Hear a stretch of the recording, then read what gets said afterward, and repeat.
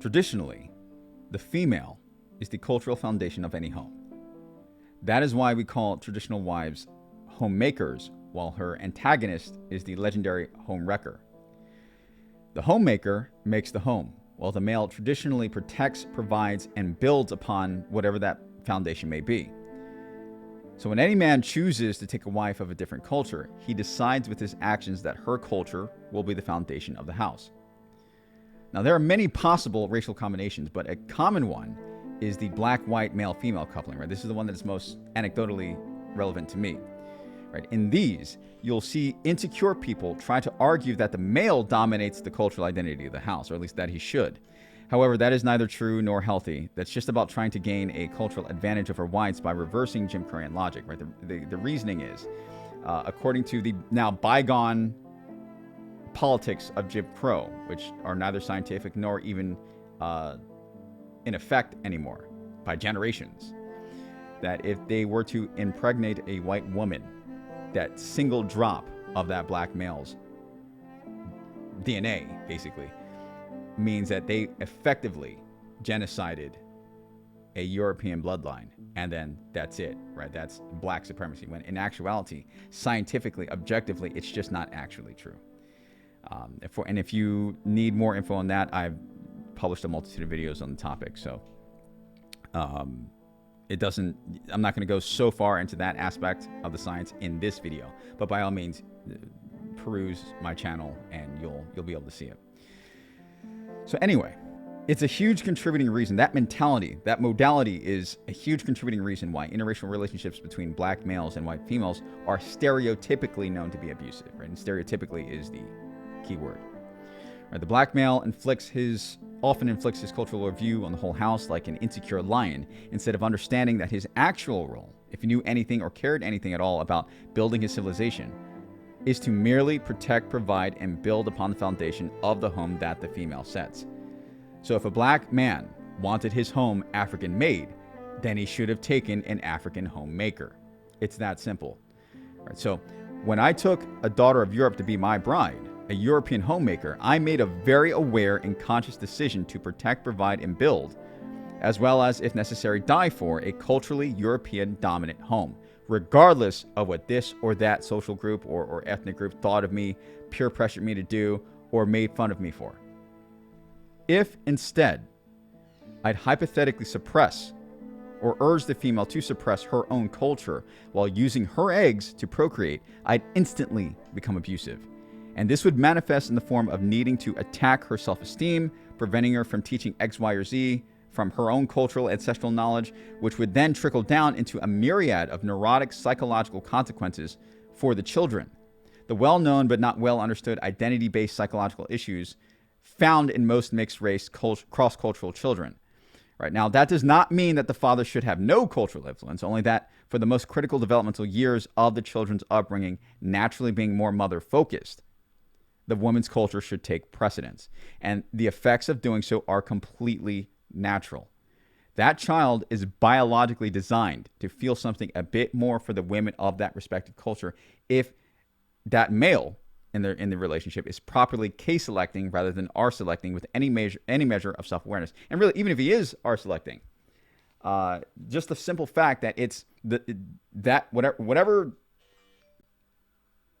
ethnic group that mother is that may have breastfed the child, you can expect that to have a lasting effect on the child as they grow, period. Regardless of what she actually is. She could be black, white, Asian, it doesn't really matter. Just whatever she is, expect that by default to have a permanent, lasting subconscious effect on the child. Right? And there's an objective basis for that as well pertaining to their genes.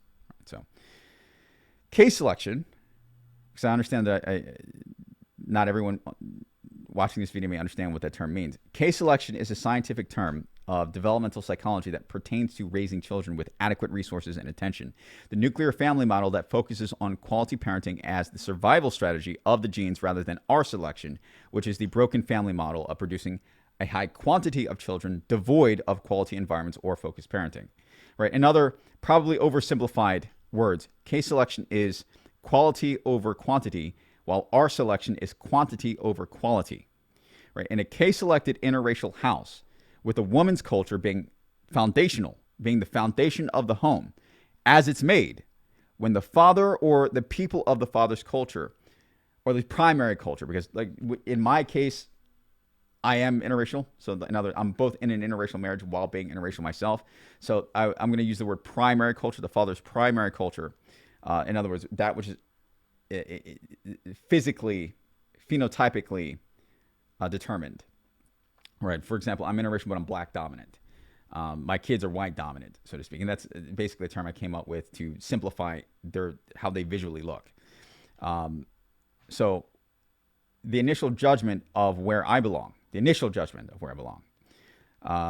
any people of the father's primary phenotypic culture, if it's either the father or the people, if they coerce or shame or peer pressure the children to abandon the foundation of their very subconscious mind, the maternal foundation of their very subconscious mind, that's what catalyzes most of the cultural identity conflicts, the identity dysphoria that is common in mixed race kids, right? But it's fixable, right? An interracial child can overcome their identity dysphoria on a case-by-case scenario, but the way to do so, as well as the extent of the healing necessary, will depend on a variety of factors that will be completely unique to the individual child in question as they grow into adults, right? If a child should have a clear identification of who does what roles, at least metaphysically speaking, in accordance with their combined ancestral consciences, this may require abandoning most or even all of what they were originally taught by either parent, particularly whichever one had the most insecure ego, and it's not always the father. If they were raised in a house that did not respect the mother's cultural identity, fixing the damage feels like psychologically resetting a bone with an oblique fracture. Right?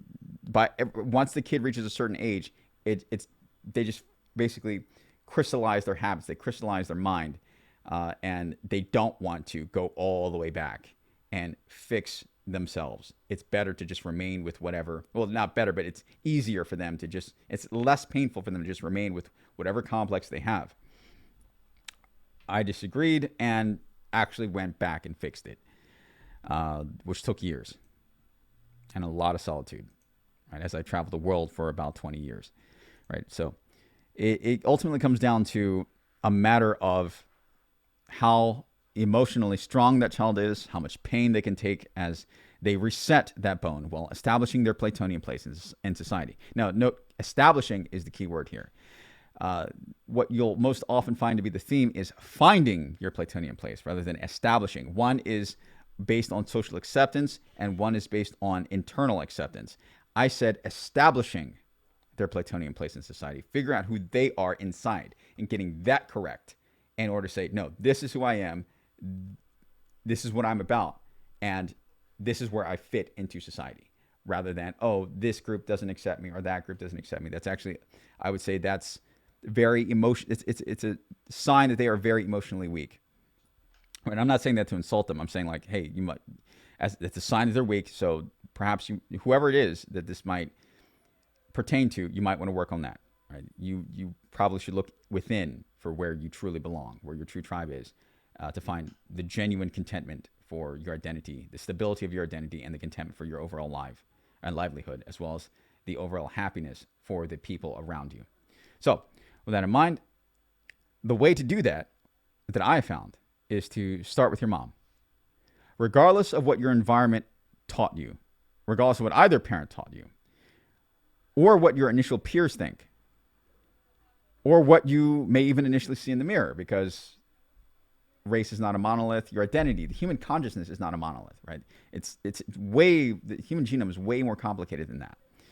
So regardless of what you may initially think or be socially led to think, I humbly recommend that you start by tracing your XX chromosomal line, your maternal chromosomal line, to understand where you are actually on the gradient of combined haplogroups, because there's a difference. There's a chromosomal difference between a dark-skinned white person and a light-skinned black person, right? And I'm using white-black as what is most relevant to me, but you can actually apply this to really any interracial combo.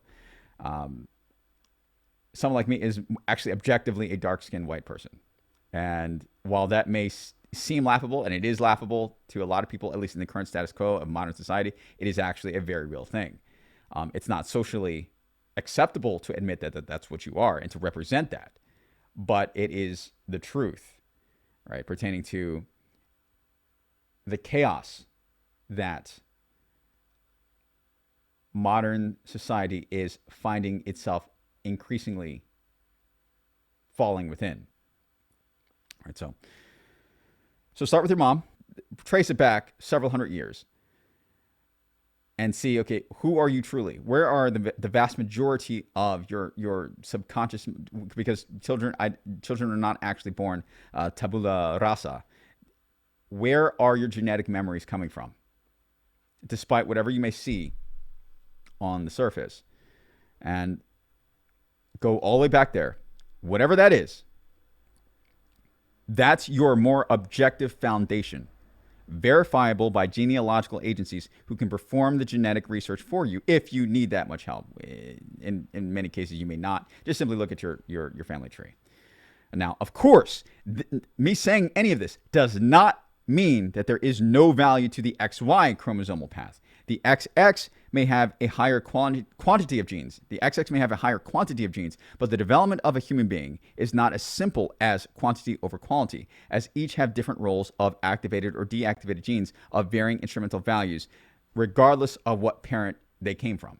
All right, so speaking from the common black perspective, however, taking a white European woman is more often about conquest, insecurity, and generational revenge than actual genuine love.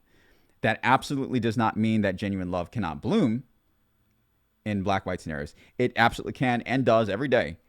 I only mean to say that it is not as common as mainstream media, not nowhere near as common as mainstream media would like the masses to think. Right? And it took me years, personally, of education, self-reflection, and introspective writing to figure out how to break free of the guilt I felt for actually deep down loving Europe so much when I'm actually designed to. It's part of my design to love Europe.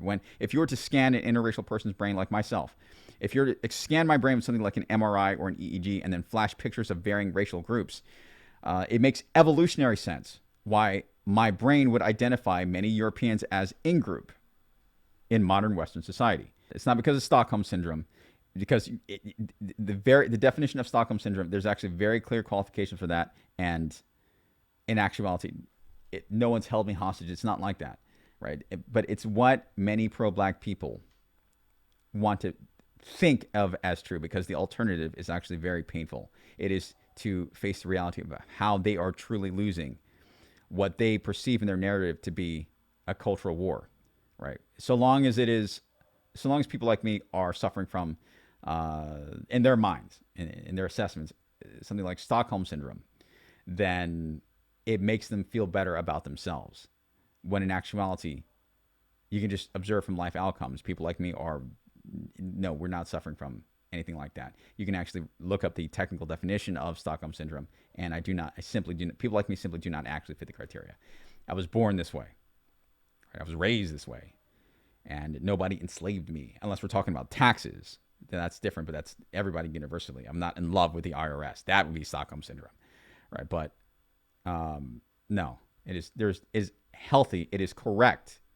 It is correct for me to see many Europeans, having grown up in American society as in-group. They are my people.